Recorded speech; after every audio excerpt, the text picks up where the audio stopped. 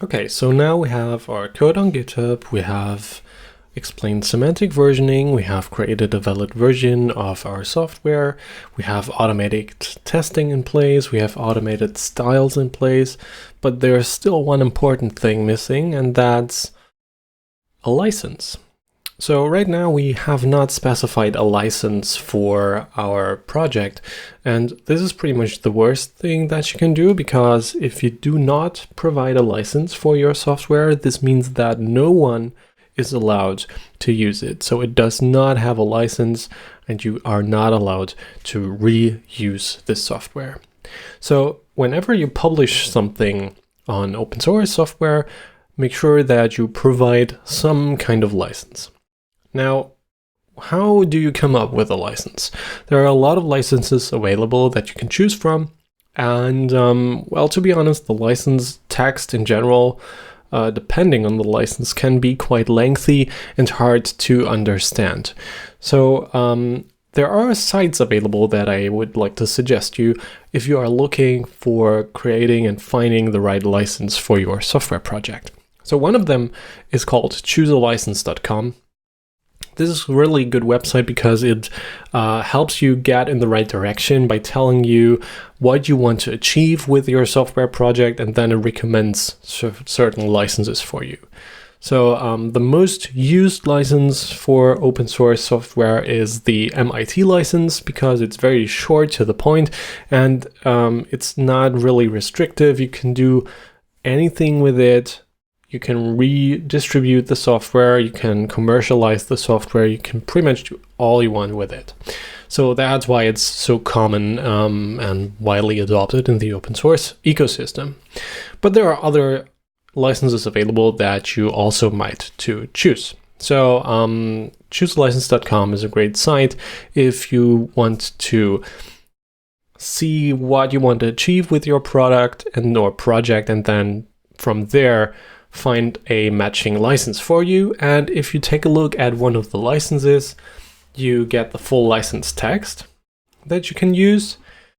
And then you see a list of all the permissions that you can do with this license, the conditions and the limitations. Another site that I would recommend checking out is TLDR Legal.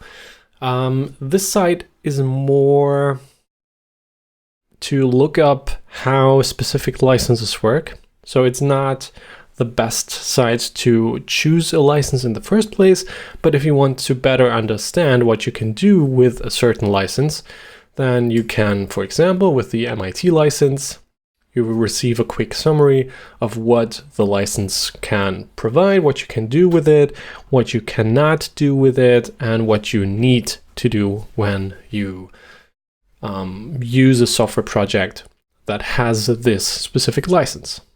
So as I said, I'm using the MIT license, and to apply the license to our repository, we have to adjust two spots.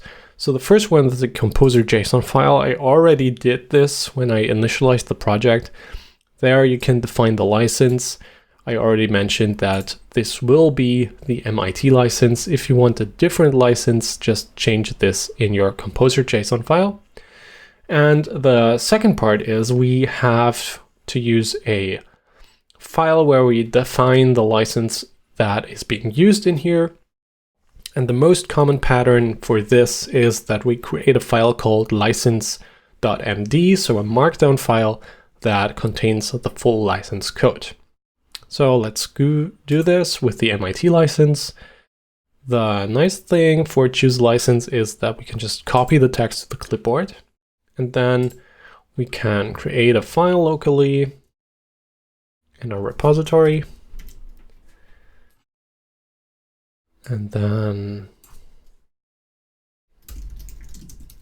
enter your name, and we're going to save it as license.md.